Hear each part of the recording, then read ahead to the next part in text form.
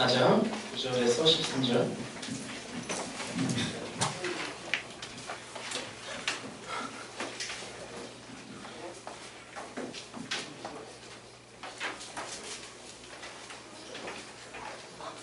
좋은 것 같은데? 다들 부채질하고 그러는데? 에어컨을 좀 앞에 게 켜졌네? 네. 누가물 먹고 있어요. 제일 빛이라고 그렇구나. 딴 데 앉아요. 너무 좋아. 네. 4장 9절에서 13절까지 한 절 한 절 교독하도록 하겠습니다. 제가 먼저 읽겠습니다. 이제 내가 어찌하여 부르짖느냐? 너희 중에 왕이 없어졌고 내 모사가 죽었으므로 내가 해산하는 여인처럼 고통함이냐?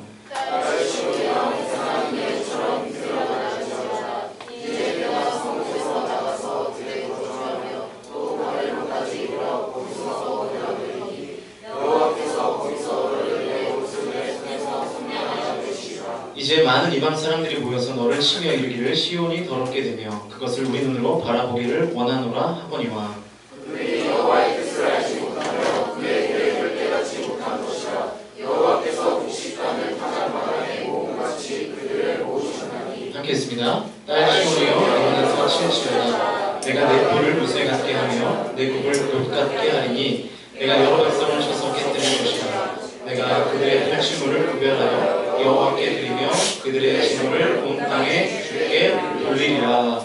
아멘.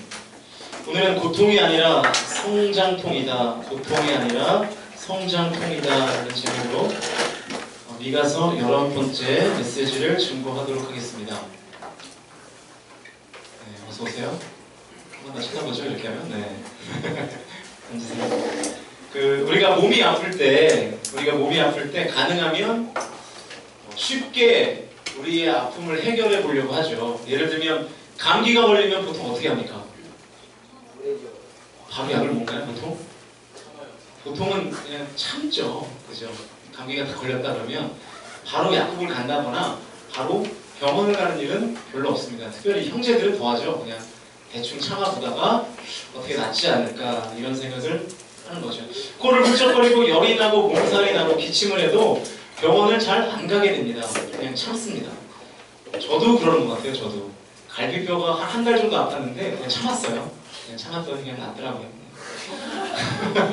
네. 그런데 이제 이 감기가 막 한 달이 가고 두 달이 가고 그러면 이제 어떻게 되는 거예요? 심각해지는 거죠. 폐렴까지 가고 이래야 보통 병원에 우리가 가서 치료를 받죠. 어떤 사람들은요, 분명히 몸에 심각한 이상이 있는데도 불구하고 병원에 가지 않고 차일피일 미루다가 병을 키우는 그런 일들도 우리가 주변에서 흔히들 보죠. 여러분, 우리가 겪는 병은요, 보통 한 세 종류가 있어요. 첫 번째는 약을 먹지 않고 참기만 해도 낫는 병이 있습니다. 가벼운 감기 같은 경우, 그죠? 가벼운 새끼가 있는 경우, 약을 안 먹어도 음식 조절하고 좀 잘 쉬고 그러면 낫죠. 하나님이 우리의 몸을 아주 신비롭고 놀랍게 만드셔서 어떤 병은 잘 참기만 해도 보통 낫습니다. 또 한 가지는 참기만 해서는 낫지 않는 병이 있어요. 이런 병들은 치료를 받아야 되고요. 필요에 따라서는 수술을 받아야 낫는 병들이 있습니다. 요즘은 뭐 이제 암까지도 수술을 통해서 우리가 충분히 고칠 수 있지 않습니까? 그러니까 이런 병들은 병명과 치료법이 잘 알려져 있기 때문에 치료 과정이 좀 고통스러워서 그렇지 치료만 잘 받으면 얼마든지 고칠 수 있는 병이라는 거죠. 마지막으로 또 한 가지의 병은 고칠 수 없는 병들이 있습니다. 병명 자체가 알려져 있지 않는 희귀병도 있고요. 그리고 병명은 있지만 아직까지 그 치료법이 잘 개발되지 않은, 그래서 고칠 수 없는 병들도 우리가 때로는 주변의 상황 속에서 보게 되죠. 우리가 미가서를 통해서 계속 살펴보고 있는 유다 백성들은요, 제가 앞에서 열거한 이 세 가지의 종류의 병 중에 어떤 상태인 것 같아요? 첫 번째는 가만히 두면 낫는 병, 두 번째는 치료를 받아야 낫는 병, 세 번째는 아예 낫지 못하는 병. 1번, 2번, 3번 몇 번 맞습니까? 오, 김 형제 일취월장하고 있습니다. 2번이죠, 2번. 2번. 우리가 살면서 만나는 대부분의 이 병들은요, 그냥은 잘 낫지 않죠. 하지만 치료를 받으면 회복될 수 있는 병인 것처럼 유다 백성들의 상태가 지금 이 두 번째 병에 걸린 거예요. 직접 알아서 해결할 수는 없지만 치료만 잘 받으면 나을 수 있었던 그런 병, 영적인 병이죠. 그런 병에 걸렸던 것입니다. 사실요, 유다 백성의 상황은 심상치 않았습니다. 저절로 낫는 병은 절대로 아니에요. 그러나 아주 고칠 수 없는 병도 아니었습니다.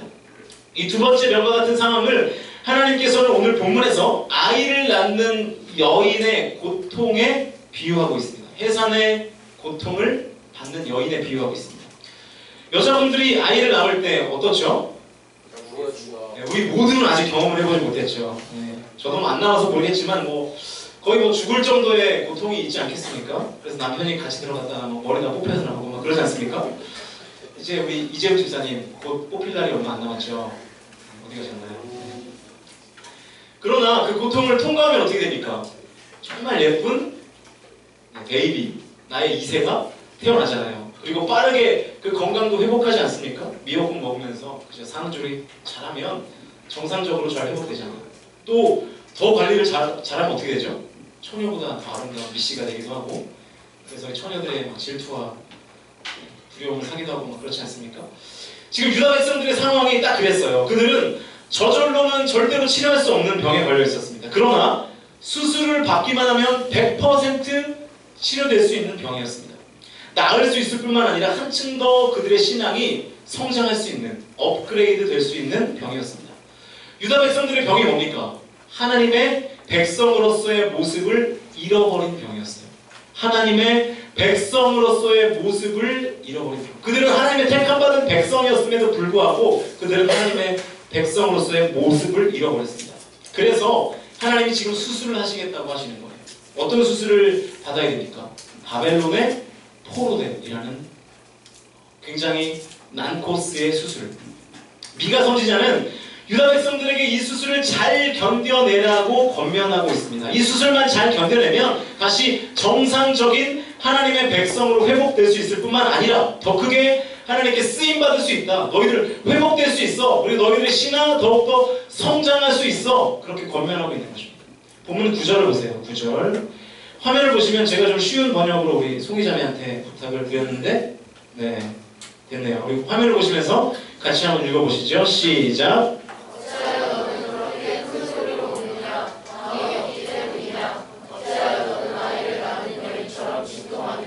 자문관들이 죽었기 때문이냐. 무슨 얘기인지 잘 모르실 텐데 이런 내용이에요. 지금 구절에서 유다가 고통스러워하는 이유가 뭐라는 거예요?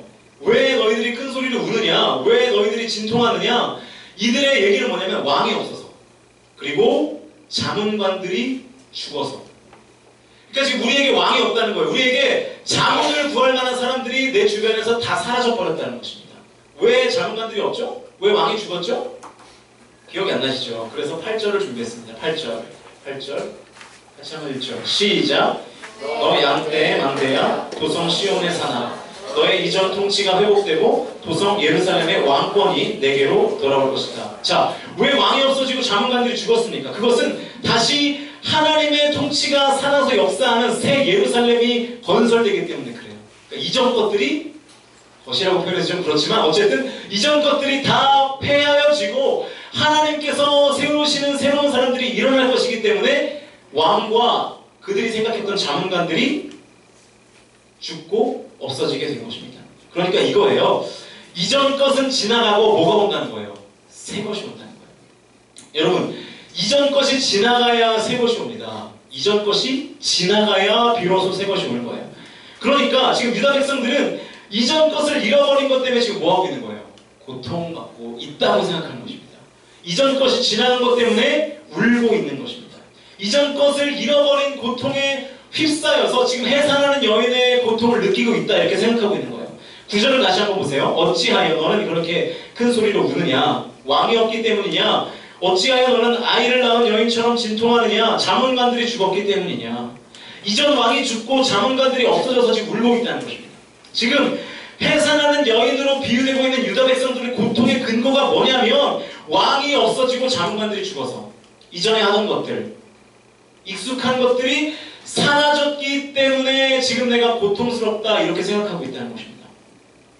그래서 지금 하나님은 이 유다 백성들에게 뭐라고 얘기하냐면 너희들이 느끼고 있는 그 고통이 과연 정당하냐는 거예요. 해산하는 여인으로서 지금 너희들이 느끼고 있는 고통이 과연 정상적이냐 그런 말입니다. 아마 잘 이해를 못할 것 같은데 제가 다시 한번 쉽게 설명해 볼까요? 산모가 아이를 낳을 때 진통이 있죠. 자꾸 경험해보지 못한 일을 물어봐서 죄송한데 진통이 있잖아요. 그죠? 배가 아파야 애가 나오죠. 그렇죠? 어떤 분들은 뭐 2-3시간 만에 숨풍숨풍 아기를 잘 낳기도 하지만 또 어떤 분들은 막 12시간 막 진통을 해야 아기가 나오기도 하고 그러잖아요. 고통스럽죠. 그런데 어떤 산모가 막 그 고통스러운 과정 속에서 이런 생각을 하는 거예요. 이게 뭐야? 내 몸이 다 망가졌어. 왜? 임신해서. 스키니한 옷도 못 입고 얼굴은 퉁퉁 부어있고 예전에 나였으면 지금 이 시간에 멋지게 차려입고 홍대에서 홍대 프리덤을 홍도 말고 실수를 홍도 갈 수도 있잖아요.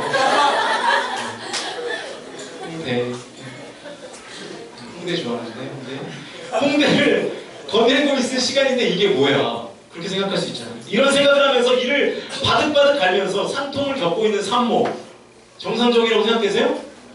정상적이지 않죠. 그러니까 지금 제가 무슨 얘기하는지 아시겠습니까? 산모라면 지금 받고 있는 진통에 대해서 어떻게 생각하는 게 정상적일까요? 내가 지금 배가 많이 아프고 고통스럽지만 그토록 고대하고 기대하던 사랑하는 내 아기가 태어난다. 그러니까 그럼에도 불구하고 고통스럽지만 기쁘고 고통스럽지만 견뎌야 아기를 볼 수 있다. 이러한 생각을 가지고 그 고통을 감수하는 산모, 그 산모가 정상적이겠죠. 그런데 이 앞에의 산모, 그러니까 예전의 나의 모습을 계속해서 생각하면서 지금 망가진 내 몸을 한탄하면서 고통스러워하는 것과 그게 아니라 지금 고통스러운데 태어날 그 아기를 위해서 기쁨으로 그 고통을 감수하는 사람, 누가 정상적인 산모예요? 당연히 후자죠. 그런데 지금 유다 백성들은 그들이 당하고 있는 그 고통을 왕을 빼앗기고 자문관들을 빼앗겨서 당하는 고통으로 인식했어요. 다시 말해서 나에게 익숙한 것들을 빼앗긴 고통으로 지금 이해하고 있다는 것입니다. 새로운 생명을 잉태하기 위해 당하는 고통으로 이해하는 것이 아니라 그동안의 나의 라이프 스타일과 내 몸매와 내 얼굴을 빼앗기는 데서 오는 고통으로 잘못 이해하고 있다는 것이죠. 그래서 10절에서 하나님이 지금 그 말씀을 하시는 거예요. 유다 백성 너희들 지금 니들이 당하고 있는 고통에 대해서 잘못 이해하고 있다는 거예요. 그런 고통이 아니라는 거예요. 10절 다 같이 한번 읽어봅시다. 화면을 보시면서 10절 시작.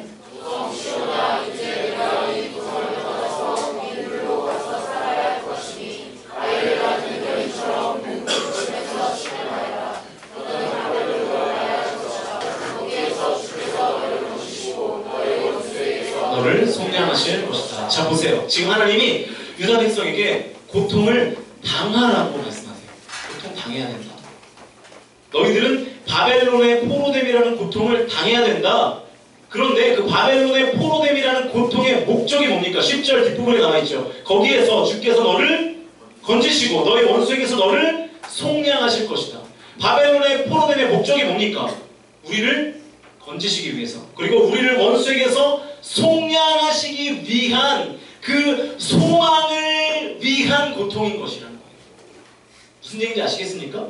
왜 하나님이 바벨론의 포로됨이라는 고통을 주셨냐면 그 고통 속에서 주님께서 유다 백성을 건지시고 원수에게서 너를 지키시는 하나님의 손길을 경험하게 하기 위한 고통이라는 거예요. 자, 지금 유다 백성들이 걸려있는 병의 종류가 뭐였다고 그랬죠? 자생적으로는 해결이 불가능한 병. 그러나 치료를 받으면 나을 수 있는 병이라고 했습니다. 의사의 치료를 받아야 돼요. 수술을 받아야 됩니다. 그래서 하나님께서 칼을 들고 수술에 들어가시죠. 바벨론의 포로됨이라는 수술을 하나님께서 하시잖아요. 유다의 병명이 뭐였죠? 하나님의 백성으로서의 모습을 완전히 잃어버린 병이었습니다. 그래서 하나님께서 바벨론의 포로됨이라는 칼을 들고 지금 수술을 집도하시는 겁니다. 수술을 하니까 당연히 고통이 있죠. 왜 그 고통을 허용하시는 겁니까? 하나님의 백성으로서의 잃어버린 모습을 되찾기 위해서 지금 그 수술을 행하시는 거예요. 유다 백성들이 바벨론의 포로로 잡혀가서 그곳에서 유다 백성들을 건지시고 원수의 손에서 구원하시는 하나님의 손길을 경험해서 이제 다시 하나님의 백성으로 회복되라는 거예요. 다시 하나님의 백성으로 돌아오라는 것입니다. 그러니까 바벨론의 포로됨이라는 수술을 통해서 그들은 그 고통을 통해서 그들의 병, 어떤 병이라고요? 하나님을 인정하지 못하는 그들의 병이 치유되게 된다라고 하는 것이죠. 11절부터 13절은요. 내용만 다르지 메시지는 똑같아요. 내용만 바꿔서 똑같은 메시지를 반복하고 있습니다. 한꺼번에 읽죠. 11절부터 13절까지 힘들지만 우리 큰 목소리로 함께 읽겠습니다. 시작! 그러나 이제 많은 민족이 연합하여 너를 칠 것이다. 그들은 이르기를 시온은 망해한다. 이제 곧 우리는 이 구성이 되어가는 것을 보게 될 것이다 한다. 그러나 그들은 주께서 마음속으로 무엇을 생각하고 계시는 줄을 알지 못한다. 한꺼번에 같은 방법으로 벌을 주시려고 곡식을 타작마당으로 모아서 쌓듯이 그들을 한데 모으셨다는 것을 미처 깨닫지 못한다. 도성 시온아 너의 원수에게 가서 그들을 쳐라. 내가 내 뿔을 쇠같게 하고 내 굽을 못쇠같게 할 것이니 너는 많은 민족을 짓밟고 그들의 폭력을 써서 착취한 그 재물을 빼앗아다가 온 세상의 주 곧 나에게 가져올 것이다. 자, 어려운데 제가 설명해 드릴게요. 11절은 너희들이 바벨론의 포로로 잡혀가게 되면 주변의 이방 민족들이 조롱한다는 거예요. 시온이 다 망했다. 이 도성이 폐허가 된다. 이렇게 저주한다는 것입니다. 12절은 그러나 그들이 모르는 게 한 가지가 있는데 그게 뭐냐면 하나님께서 왜 바벨론의 포로가 잡혀감을 통해서 왜 그 시온이 그렇게 공성으로 무너지게 놔두시는가 그들이 모르는 게 있다는 거예요. 그들이 시온을 치려고 연합하려 올 때 하나님이 그들을 한꺼번에 마치 곡식을 타작마당으로 모아서 쌓듯이 한꺼번에 모으시기 위해서 이방 민족들을 연합하게 한다는 것입니다. 아시겠습니까? 시온을 치러 오는데 이방 민족들이 연합해서 시온을 치러 오는 그 형식은 있지만 실상은 뭐라는 거예요? 하나님이 그 형식을 취하셔서 이방 민족들을 뭐 한다는 거예요? 모으신다는 거예요. 왜 모아요? 왜? 13절 다 모였으니까 이제 일어나서 뭐 하라고요? 쳐라. 한꺼번에 하나님께서 쓸어버릴 힘을 너에게 주겠다. 그런 말씀입니다. 자 보세요. 시온이 공성이 됐습니다. 그래서 이방 민족들이 조롱해요. 조롱하면서 이방 민족들이 연합해서 시온을 치러 옵니다. 하나님께서 그것들을 일부러 의도하셨다는 거예요. 의도. 그렇게 모으셔서 다시 이스라엘 백성들이 복귀했을 때, 유다 백성들이 복귀했을 때 한 방에 이방 민족들을 쓸어버리도록 그렇게 장치를 해 놓으셨다는 것입니다. 그런 다음에 13절 마지막에 조건을 다세요. 온 세상의 주 곧 나에게 가져올 것이라. 큰 승리를 경험하게 된 다음에 모든 전리품들을 주님께 가져오라는 뜻은 뭡니까? 다시 하나님이 주인이시라는 것을 선포하고 고백하라는 것입니다. 자, 지금 10절과 11, 12, 13절은 똑같은 구조를 가지고 있습니다. 10절에서는 바벨론의 포로라는 고통이 있게 될 것이다. 그러나 너희는 그곳에서 일하시는 하나님을 경험하게 될 것이다. 원수의 손에서 건지시는 하나님을 경험하게 될 것이다. 11, 12, 13절에서는 이방의 많은 민족들이 연합하여서 시온을 치러 올 텐데 그러나 놀라지 말라는 거예요. 그들을 한 방에 보내버리려고 나 여호와가 일부러 다 모았다. 너희들은 모인 그들을 복귀해서 포로됨에 끌려간 그 75년에 대해서 복귀해서 한 방에 물리치게 될 것이고 전리품들을 나에게 가져옴으로 내가 주인됨을 선포하게 될 것이다. 똑같은 구조죠. 10절과 11, 12, 13절. 자, 오늘 말씀을 통해서 우리가 캐치해야 되는 적용점은 딱 한 가지입니다. 그게 뭐냐면 고통에 대해서 우리가 바르게 이해해야 된다는 거예요.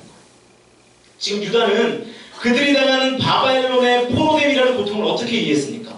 우리의 왕을 빼앗겼다라는 것에서 오는 고통, 우리의 자문관을 빼앗겼다라는 것에서 오는 고통으로 이해했어요. 우리식으로 얘기하면 나에게 익숙한 것들, 내 주변에 익숙한 것들을 빼앗겼다라는 것에서 오는 고통으로 인식했습니다. 하나님이 나에게 익숙한 것들을 빼앗아서 내가 고통을 당하고 있다. 이렇게 생각하고 있었다는 것이죠. 누가요? 유다 백성들이. 그러나 미가 선지자를 통해서 말씀하시는 바벨론의 포로됨이라는 고통에 대한 하나님의 뜻은 뭐였냐면 지금 너희들이 당하는 고통은 익숙한 것을 빼앗겨서 생기는 고통이 아니라 오히려 새로운 것을 받아들이는 데에서 그 적응하는 시간을 지나는 그 과정으로서의 고통이라는 것입니다. 자, 쉽게 설명하겠습니다. 우리가 새 구두를 사죠. 새 구두. 새 구두들 많이 사시죠? 새 구두를 사서 처음 신으면 어떻게 됩니까? 발 뒤꿈치가 까지죠. 고통스럽죠. 그 얘기하는 거예요. 그 얘기. 익숙한 것들에 대해서 오는 고통이 아니라 새 구두를 신을 때 발 뒤꿈치가 까지는 것처럼 지금 너희들이 당하는 고통이 그거라는 거예요. 여러분, 익숙한 것과의 결별로부터 오는 고통은 절대로 우리가 두려워할 것이 아닙니다. 아니, 오히려 고통에 대해서 이해를 바꾸셔야 됩니다. 고통에 대한 이해를 바꾸셔야 돼요. 익숙한 것과의 결별로부터 오는 고통이 아니라 새로운 것을 추구하는 데에 필요한 에너지로 저와 여러분이 인식할 필요가 있습니다. 여러분, 익숙한 것과의 결별하면 떠오르는 한 사람이 있는데 혹시 누군지 아세요? 그렇죠. 아브라함. 믿음의 조상. 아브라함. 창세기 12장 1절 화면을 보시죠. 함께 있습니다. 시작.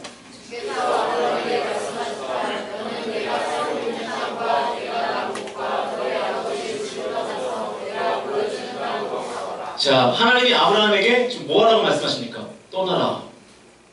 어디를요? 네가 살고 있는 땅, 네가 난 곳, 너희 아버지의 집을 떠나래요. 여러분, 아브라함에게 살고 있는 땅과 네가 그 아브라함이 난 곳과 아버지의 집은 어떤 곳입니까? 굉장히 익숙하고 편한 곳이죠. 이거보다 더 익숙한 곳이 어디 있겠습니까? 그런데 하나님이 그곳과 결별하래요. 거기 떠나래요. 왜요? 그 이유가 뭐죠? 그곳을 왜 떠나야 됩니까? 내가 보여주는 땅으로 가기 위해서는 당연히 그 익숙한 곳과 결별해야 함이 맞죠. 그 땅에 가면 어떤 일들이 펼쳐집니까? 창세기 12장 2절과 3절입니다. 같이 읽죠. 시작. 내가 너로 큰 민족이 되게 하고 너에게 복을 주어서 내가 그의 이름을 떨치게 하니까 너는 복의 근원이 될 것이다. 너를 축복하는 사람에게는 내가 복을 베풀고 너를 저주하는 사람에게는 내가 저주를 내릴 것이다. 땅에 사는 모든 민족이 너로 말미암아 복을 받을 것이다. 자, 하나님이 왜 아브라함에게 익숙한 것과 결별하라고 말씀하셨습니까? 2절과 3절에 나와 있잖아요. 큰 민족이 되게 하려고, 복 주시려고, 내 이름을 떨치게 하시려고, 아브라함을 복의 근원으로 만드시려고. 지금 제가 무슨 말을 하는지 아시겠죠? 익숙한 것을 떠나는 고통에 초점이 있는 것이 아니라 어디에 있다는 거예요. 그 고통을 견디고 이겨내면 갖게 되는 더 큰 것에 초점을 우리가 맞춰야 된다는 것입니다. 저는요, 우리 공동체를 통해서 하나님께서 일하실 줄로 확실히 믿습니다. 그것이 뭐냐면 하나님께서 지금 우리가 드리는 예배 중에 계신다는 것을 확실히 믿어요. 하나님이 우리의 찬양을 받으시고 하나님이 이 시간 저를 통해서 하나님의 뜻을 전하시고요, 여러분의 기도를 듣고 응답하시기를 원하신다는 확신이 저에게는 있습니다. 이 시간에 하나님은 여러분의 찬양을 받으시고 이 시간 말씀이 선포될 때 우리가 기도하는 이 자리 가운데 하나님께서 임하실 줄로 확신합니다. 그러면 여러분이 예배 속에서 하나님의 임재를 느끼신다면 분명히 하나님이 여러분의 마음과 생각과 삶을 만지시기 시작할 겁니다. 그래서 때로는 불필요한 것들은 제거하도록 요청하시기도 하시고요, 제거하도록 힘과 능력을 주시기도 하십니다. 그런데 그럼에도 불구하고 왜 우리가 실제로 그 일들을 결단하고 실행하지 못합니까? 오늘 본문에 답이 있어요. 오늘 본문에 메시지가 있습니다. 바로 익숙한 것과 결별하는 것이 두렵기 때문에 그렇습니다. 익숙한 것과 결별하는 것이 두렵기 때문에. 오랫동안 내가 숨쉬는 것처럼 행했던 것들에 대해서 하나님이 수정을 요구하실 때 왜 고통스럽지 않겠습니까? 아프겠죠. 때로는 슬프겠죠. 견디기 힘들겠죠. 그런데 여러분, 우리가 생각을 전환해야 된다는 거예요. 그 고통은 익숙한 것들과의 결별에서 오는 고통이 아니라고요. 하나님이 미리 예비해 놓으신 더 좋은 것을, 새로운 것을 받아들이기 위한 과정으로서의 고통이라는 생각을 우리가 가져야 된다는 것입니다.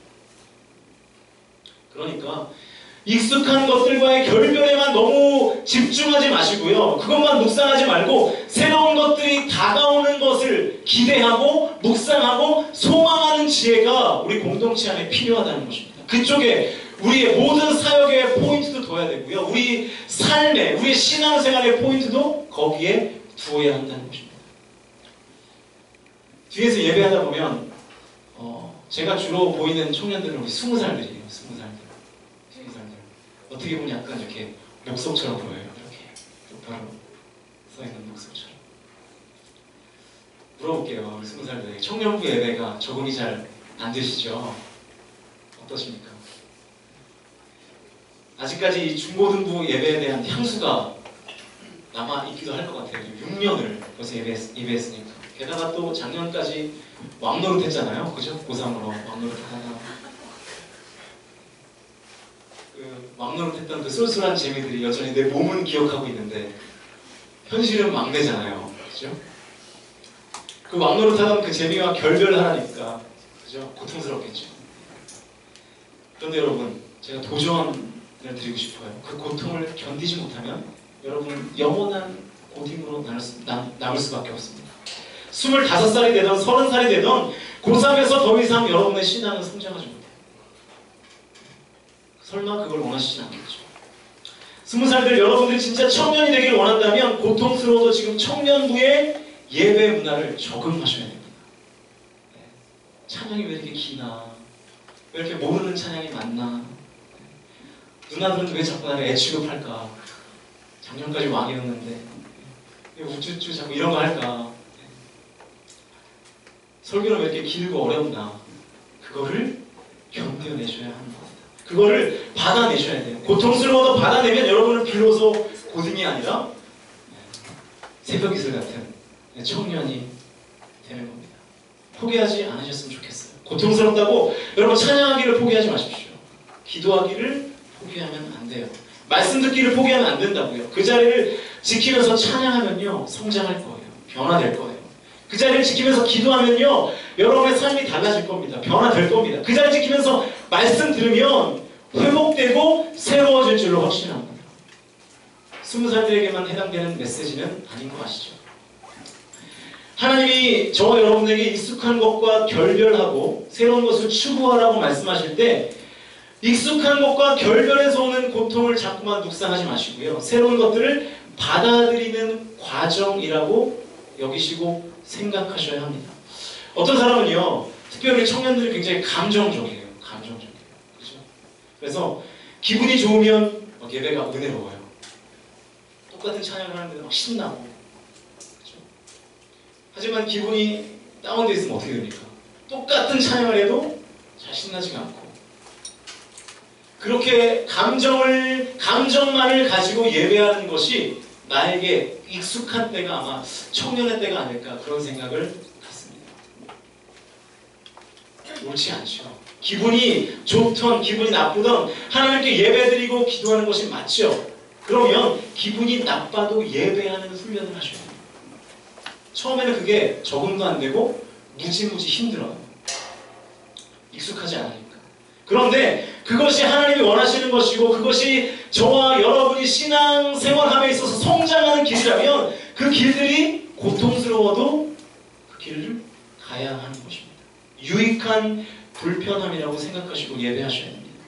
어떤 사람은요 권위와 친하지 않은 사람들이 있습니다. 권위와 친하지 않다는 말을 쉽게 하면 리더와의 관계 맺기에 어려움을 느끼는 사람들이 꽤 있어요. 수평적으로 사귀면 잘해요. 친구들과.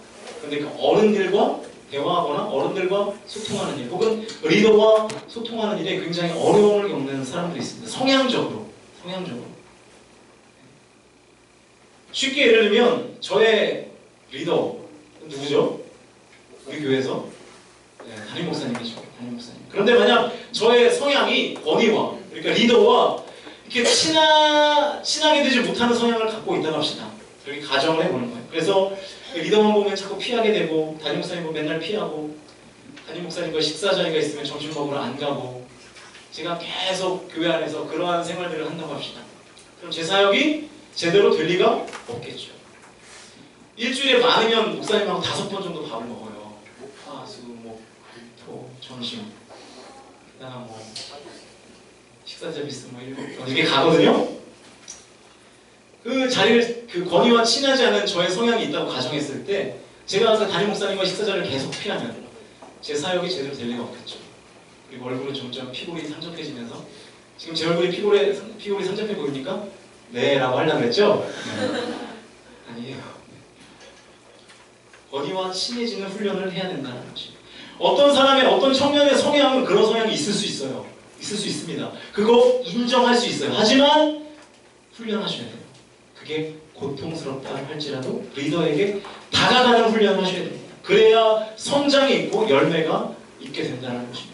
혼자 있는 것을 굉장히 좋아하는 사람도 있어요. 그런 것 같아요. 이렇게 가끔 저도 이 카페맨에 가보면 저기 이렇게 구석에 혼자 앉아가지고 이어폰 꽂고 음악 듣고 오늘도 한 명이 거기서 그러고 있던데 많아요. 그런 사람. 교회에 그런 사람이 되게 많습니다. 혼자 신앙생활하는 사람들 계속 혼자 왔다가 예배드리고 축도 전에 싹 빠져나가고 그런 사람이 되게 많습니다. 그런데 그 사람들의 신앙을 보면 별로 그렇게 건강하지 않죠. 이런 사람들이 그럼에도 불구하고 왜 혼자 신앙생활을 하느냐 하면 다른 사람들과의 교제하는 능력이 떨어지는 거예요. 그래서 쟤를 만나면 무슨 얘기를 해야 될까? 사회성이 없는 거죠. 공감의 능력이 떨어지는 거죠. 대화를 어떻게 이끌어 나가야 될지도 모르겠고 공감의 능력이 없는 그런 사람들이 있습니다. 그러니까 이런 사람들은 혼자 있는 게 익숙하거든요. 그게 익숙하다 보면 평생 친구 한 명 없이 교회에 친구 한 명 없이 살아가게 될 수도 있다는 것입니다. 건강하지 못하죠. 우리가 평생 혼자 신앙생활 할 수는 없지 않습니까? 그러면 얼른 깨닫고 뭐 해야 되는 거예요? 함께하는 자리에 힘들고 어렵고 너무나 어색하고 막 미치겠고 막 손발이 오그라들지만 어떻게 해야 되는 거예요? 거기 발을 잠있겠죠. 거기 발을 디뎌야 하는 것이죠. 그런데 그 일은 쉽지 않아요. 내가 직접 막 누구에게 찾아가서 막 같이 밥 먹을래? 이게 쉽지 않죠. 그러니까 교회가 그 일을 해주는 거예요. 어떻게 해요? 우리 청년부 같으면 어떠한 제도가 있습니까? 셀이라는 제도가 있잖아요. 셀. 다 편성해 주잖아요. 나도 모르는 사이에 셀 편성 다 됐었죠? 그래서 그걸 부르면 어떻게 하면 되는 거예요? 가면 되잖아요. 가서 리더가 누나가 시키는 거 하면 되잖아요. 나누라 그러면 나누고 카톡에 응답하라 그러면 응답하고 그러면 금방 친해진다고요. 웬만하면 리더가 시키는 대로 하면 웬만하면 다 친해집니다. 게다가 1년에 한 번씩 우리는 또 2박 3일 뭘 하죠? 수련회 하잖아요. 또 수련회 얼마 안 남았죠? 2박 3일 동안 함께 먹고 자고 하는 그런 시간들이 있지 않습니까? 그러니까 뭐 많은 생각하지 말고요. 그냥 거기에 몸을 담그면 돼요. 나 친한 사람이 없는데 가면 다 친해져요. 몸을 담그면 된다. 그러면 사회성이 생깁니다. 친구가 생기죠. 부스스한 얼굴도 보고 여자분들의 화장 전후가 어떻게 달라지는 것도 보고 그러면서 같이 밥 먹고 공동체 훈련하고 레크리에이션하고 저녁에 또 뜨겁게 집회하고 이러면 사회성 공감 능력 다 살아나게 된다고요. 그런데 이 사회성이 없는 사람들은 수련회 가기로 결정하기까지가 고통스러운 거예요. 갈까 말까. 그런 생각 하지 말고 그냥 가면 됩니다. 간다 그러면 그냥 가면 돼요. 그러면 다 회복되게 된다는 거죠. 그러니까 그 새로운 것들을 접하는 것에 대한 그 고통을 좀 받아내셔야 하는 그 훈련들이 필요하다는 것입니다. 우리 공동체도 마찬가지죠. 작년과 올해 많이 다르죠? 다들 느끼시죠? 작년과 올해 앞에 서 있는 사람의 크기도 다르고 많이 다르잖아요. 또 이거 최경수 목사님 보시면 기대하기 좀 작나 이렇게 했는데 다르잖아요. 난 작년이 익숙한데 작년의 그 모습은 다 어디 간 거야? 고통스러워. 이런 바보 같은 생각을 하는 사람들이 우리 공동체 안에는 없었으면 좋겠습니다. 그 생각이 얼마나 부질없는 생각입니까? 고통스러워한다고 작년이 돌아와요? 올해를 어떻게 더 좋은 공동체로 만들까 고민하면서 함께 열정적으로 예배하고 뜨겁게 예배하고 오늘처럼 뜨겁게 예배하고 기도하고 모이자 그러면 좀 힘들어도 같이 모여서 하나 되기를 힘쓰고 그런 희생의 고통 그 대가를 치르는 그 모습들이 있을 때 우리 안에 성장이 있고 회복이 있고 만족이 있고 열매가 있게 된다는 것이죠. 그렇게 하면 여러분의 개인적인 신앙도 성장하게 되고요. 우리 공동체가 더욱더 새로워지고 탄탄해지는 길이 된다라고 하는 것입니다. 유다 백성들은 익숙한 것과 결별해야 하는 상황 때문에 고통스러워했어요. 그 상황 때문에. 그 고통이 오히려 더 건강해지고 더 새로워지는 과정이라는 사실을 모르고 있었죠. 우리도 그럴 수 있습니다. 기억하십시오. 지금 어렵고 힘들다면 그것은 익숙한 것과의 결별 때문에 오는 어려움과 힘든 고통이 아니라 더욱더 크고 새롭고 건강한 신앙생활과 또 내 삶에 주어질 더 큰 하나님의 은혜와 축복을 경험하는 과정이라는 것을 저와 여러분이 좀 깨달으실 수 있으면 좋겠습니다. 하나님의 말씀대로 살아가고자 할 때 생기는 불편함과 어색함, 슬픔과 고통이 있을 때 절대로 멈추지 마십시오. 주저앉지 마십시오. 포기하지 말고 밀고 나가십시오. 그것은 절대로 불편함과 어색함, 슬픔과 고통 중에 그 과정 속에서 끝나지 않습니다. 그 연단과 그 훈련을 통해서 더욱더 크게 하나님께 쓰임받는 자리로 나아가는 길이라는 것을 저와 여러분이 꼭 기억하시기를 주님의 이름으로 축복합니다. 이제 함께 찬양하면서 함께 기도했으면 좋겠는데요. 여러분, 오늘 설교의 내용들을 다 잊어버리셔도 괜찮아요. 지금 제가 얘기하는 딱 한 문장만 기억하십시오.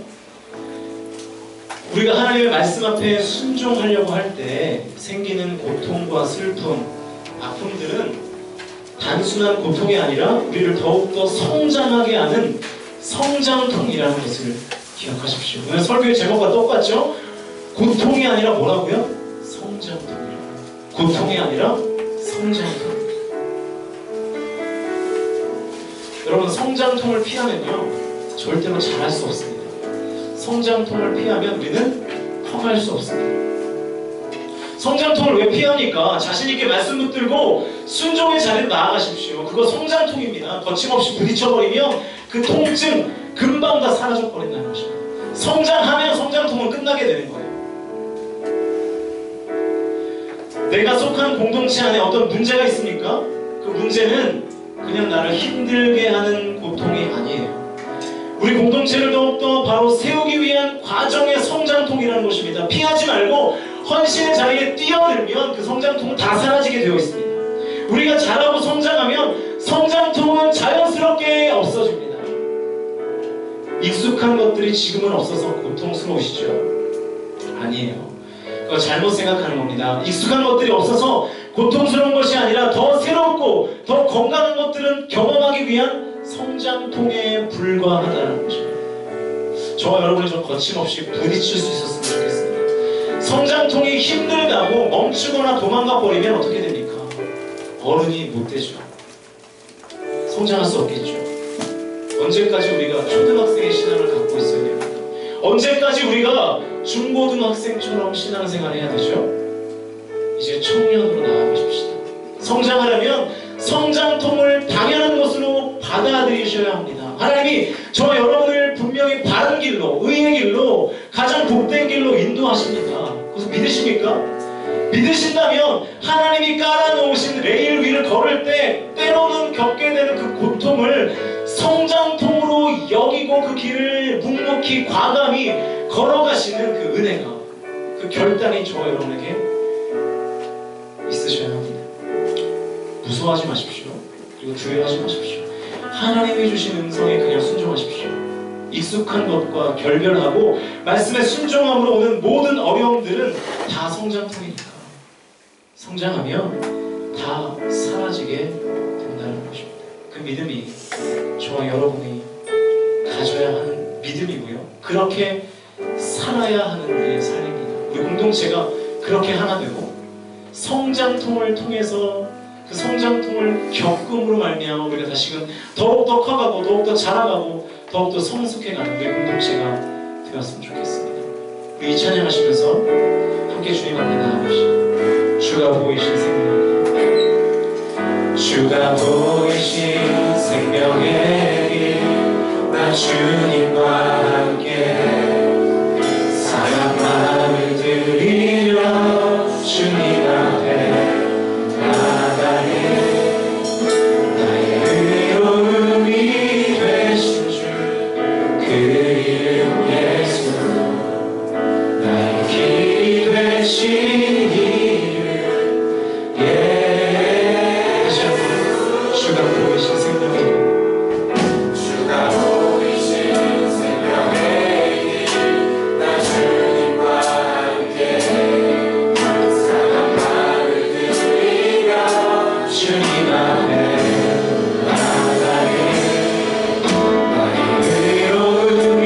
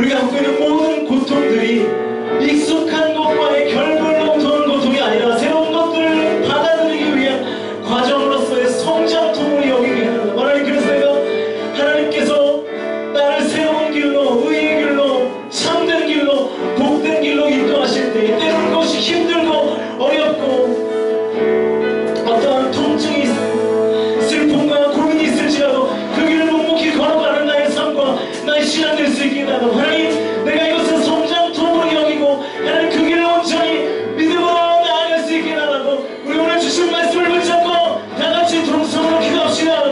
주여,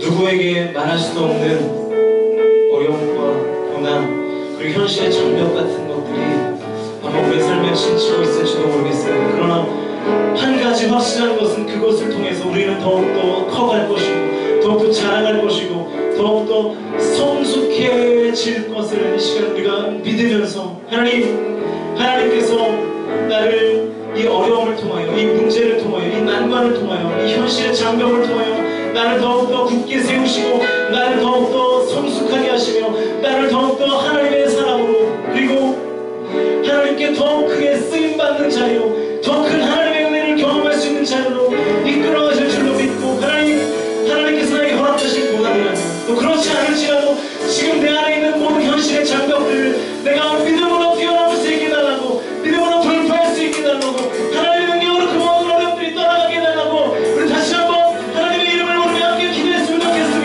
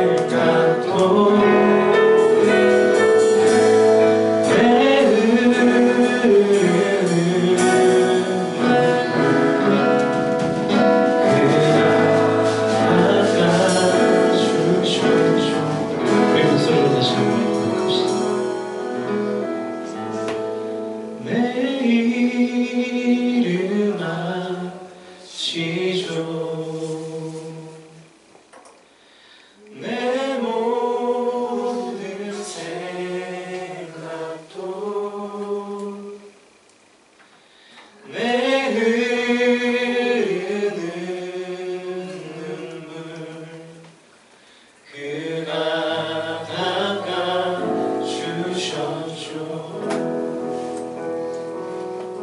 하나님,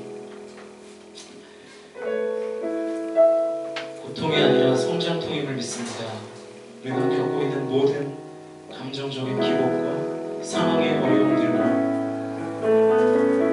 그리고 잘 맞지 않는 그 무언가가 하나님 단순한 고통이 아니라 우리를 더욱더 크게 하시려는, 우리를 더욱더 성장케 하시려는, 우리를 더욱더 하나님께 온전히 쓰임받게 하시려는 성장통임을 믿고, 하나님 때로는 그것이 어색하고 불편하고 힘들고 어려울지라도 하나님 그 일들을 우리가 감당하며 나아갈 수 있도록 인도하여 주시옵소서.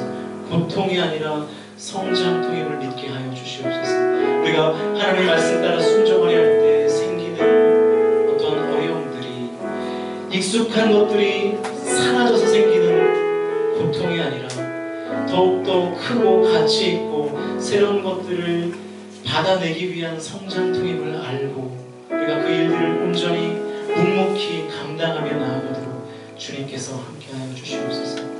이 시간도 아버지 하나님께서 우리 가운데 말씀하시고 우리 가운데 새 일을 행하시며 우리 가운데 역사하실 줄로 믿습니다. 우리 공동체를 사랑하여 주셔서 더욱더 하나님의 말씀에 사로잡힌 공동체 될 수 있도록 인도하여 주시고, 더욱더 주님을 뜨겁게 예배하며 하나님을 온전히 섬기는 공동체 될 수 있도록, 그리고 무엇보다 하나 되어 한 성령을 힘입어 나아가는 공동체 될 수 있도록 주님 함께하여 주시옵소서.